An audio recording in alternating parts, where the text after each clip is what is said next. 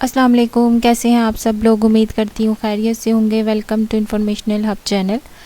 आज का हमारा टॉपिक है कि आप किस तरह से अपने कंटेंट हासिल कर सकते हैं। कल मैंने आपको सिखाया था आर्टिकल सबमिशन। अब वो लोग जिनको आर्टिकल लिखना नहीं आता वो किस तरह से यूनिक आर्टिकल अपनी वेबसाइट्स के लिए लेंगे या बैक लिंक्स पर लगाने के लिए एक यूनिक आर्टिकल जिसमें प्लेजरिज्म ना हो, वो किस तरह से हासिल कर सकते हैं। आज का हमारा टॉपिक इस बारे में है, क्योंकि जो लोग कंटेंट राइटर हैं वो तो इजीली अपना कोई सा भी कंटेंट लिख सकते हैं, पर जो नहीं है, किसी की क्लाइंट का करना है, आप लोगों ने बहुत सारे क्लाइंट हैं, एक टाइम में आप इतने सारा काम नहीं कर सकते, तो आप किस तरह से अपना आर्टिकल न्यू आर्टिकल्स यानी कि प्लेजरिज्म फ्री हो, जिसमें वो आप किस तरह से ले सकते हैं। एक्सपायर्ड डोमेन एक वेबसाइट है, आप वहाँ पर जाएंगे, वहाँ से आप अपना एक आर्टिकल्स ले सकते हैं। वहाँ से लेने के बाद आप वेब आर्चीव में जाएंगे, वहाँ पर अपना आर्टिकल को एक देखेंगे कि ये वेबसाइट एक्सपायर है, कहाँ पर इसकी रैंकिंग ज़्यादा थी, कहाँ नहीं। फिर आप SEO small SEO tools open करेंगे प्लेजरिज्म के लिए। वहाँ पर जाकर आपने प्लेजरिज्म चेक करना है उसका। ये सब आपको प्रैक्टिकली करके दिखाते हैं। चले, आप गूगल पे गए, आपने लिखा expiredomain.net, एंटर कर दिया आपने, आपके सामने एक वेबसाइट ओपन हो जाएगी। ये expiredomain.net, ये देखें आपके सामने ये वेबसाइट्स की इंफॉर्मेशन प्रोवाइड करेंगे। जैसे कि आपने जब भी जाना है, आपने expiredomain.net पर आपके वो आर्टिकल्स जो होंगे जो वेबसाइट्स जो गूगल की सर्वर से निकल गई हैं, यानी कि एक्सपायर हो गई हैं। एक्सपायर होने के बाद 6 to 8 मंथ के बाद गूगल वो डाटा अपनी रन नहीं करता, तो इसलिए इनको वो वेबसाइट्स यहाँ expiredomain.net में आ जाती हैं। जो वेबसाइट्स एक्सपायर हो जाती हैं, जो उनका डाटा होता है, फिर हम वो यूज़ कर सकते हैं, क्योंकि गूगल वो डाटा फिर रनिंग में नहीं लेता, क्योंकि गूगल की साइट से 6 to 8 मंथ के बाद आफ्टर एक्सपायर और वेबसाइट वो निकाल दी जाती है, तो फिर उनका डाटा एक्सपायर हो जाता है। वो डाटा आप लोग अपने पर्पस के लिए यूज़ कर सकते हैं, पर आपने डाटा वही सिलेक्ट करना है जो सा भी आपका क्लाइंट होगा। मतलब अगर आपके क्लाइंट की वेबसाइट है लाइक हेल्थ की या फूड की, तो आपने वही सिलेक्ट करनी है। ठीक है, आपने यहाँ पर किसी की ट्राइबल की होती है वो करनी है, या आपने सिलेक्टिव लेनी है, यानी कि जो भी आपकी कीवर्ड है आपने वो लेना है। आपने किसी और की नहीं लेनी कि ट्राइबल की है तो आप फूड का डाटा डाल दें। यहाँ पर आपने जाके लॉगिन कर लेना है। इधर लॉगिन साइन अप लॉगिन करने के बाद आपने ओके करना है, तो आपको ये देखें ये साइट्स की सारी इंफॉर्मेशन प्रोवाइड कर दी गई है। अब आपने ये सारी इनमें से आपने कहाँ पर ये सर्चिंग बार होगा, यहाँ पर शो होगा, वहाँ पर आपने लिखना है जो भी आपकी डाटा होगा, जो भी आप जिससे रेलिवेंट आप लिखना चाहते हैं, आपने वो लिखना है। ठीक है, ये देखें यहाँ पर मैं लिख रही हूँ एसईओ, या अगर मेरा क्लाइंट ट्रैवल का है तो मैं ट्रैवल के बारे में लिखूंगी, तो मुझे ट्रैवल की आ जाएगी। फूड का है तो फूड के बारे में, रेसिपीज़ का है तो रेसिपी के बारे में। मैं एसईओ सर्विसेज का लिखती हूँ तो मैं एंटर कर देती हूँ। जैसे ही मैं इसको एंटर कर दूँगी, तो एंटर करने के बाद आपको ये सारी वो वेबसाइट्स दिखाएंगे जिनके ये एक्सपायर्ड डाटा अवेलेबल है।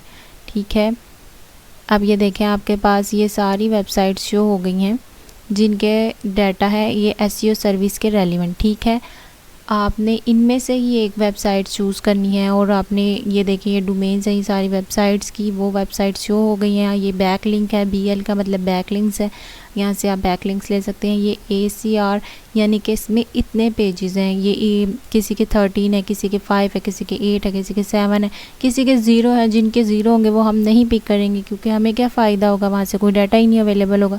तो हमने इनमें से देखना है कि ज़्यादा पेजेस वाली कौन सी वेबसाइट्स हैं। ठीक है, अब हमने कोई भी एक वेबसाइट्स को ओपन करना है।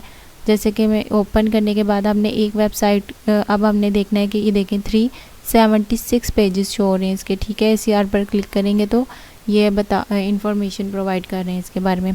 अब आपने क्या करना है, इसमें से एक वेबसाइट को चूज़ करना है, उसको कॉपी करके गूगल पे देखना है कि ये वेबसाइट वाकई में एक्सपायर है या नहीं। समटाइम डाटा अपडेट नहीं होता तो एक्सपायरी में शो हो रही होती है, तो आपने इसको गूगल में जाकर देखना है कि ये सच में एक्सपायर है या नहीं। अगर तो ये एक्सपायर हो गई होगी तो ये ओपन नहीं होगी, पर अगर ये एक्सपायर नहीं होगी तो ये ओपन हो जाएगी, ठीक है। जैसे मैंने इसमें से एक वेबसाइट पिक की है और इसमें लॉगिन किया है, तो देखें ये हो गई है, ओपन हो गई है वेबसाइट, तो यानी कि ये एक्सपायर नहीं है। अब हम कोई और वेबसाइट देखते हैं इसमें जाकर, ये वेबसाइट को हम लीव कर देंगे। अब देखें नेक्स्ट कॉपी करके पेस्ट करती हूँ। अगर ये एक्सपायर होगी तो ये ओपन नहीं होगी, पर अगर ये एक्सपायर नहीं होगी तो ये ओपन हो जाएगी, ठीक है।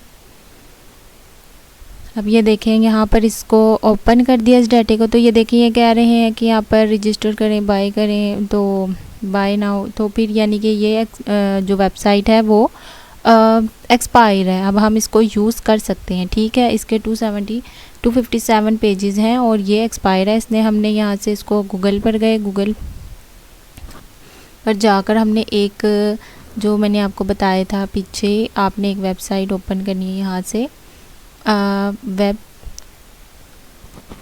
आर्चीव, ठीक है। आपने इसको ओपन करना है। यहाँ पर जाएंगे तो आपने ये वे बैक मशीन है, यहाँ पर क्लिक करना है। ये वे बैक मशीन जो है आपको, आप यहाँ पर अब आप वे बैक मशीन क्या होती है, ये आपको एक्सपायर वेबसाइट्स के बारे में इंफॉर्मेशन प्रोवाइड करती है कि एक्सपायरी वेबसाइट कब अपने दौर में, यानी जब ये एक्सपायर होने से पहले ये कहाँ थी, कि कितनी रैंकिंग थी इसकी, कौन से पेज कहाँ कहाँ का रैंक हो रहे थे। आप यहाँ पर जाके इस वेबसाइट इसका यूआरएल कॉपी करके वहाँ पे वेब बैक मशीन पर एंटर कर देंगे, ठीक है। जैसे ही आप एंटर करके इसको क्लिक कर देंगे तो ये देखें ये आपको शो कर रही है डाटा कि 2008 में ये सबसे ज़्यादा रैंकिंग पर थी ये वेबसाइट, आपको इन्फॉर्म किया जा रहा है इसमें, ठीक है। देखें 2008, 9, 12 ये कितने ईयर्स में जहाँ ब्लैक ब्लैक है ये आपको शो कर रही है कि ये जो ब्लैक एरिया है यहाँ पर आपकी वेबसाइट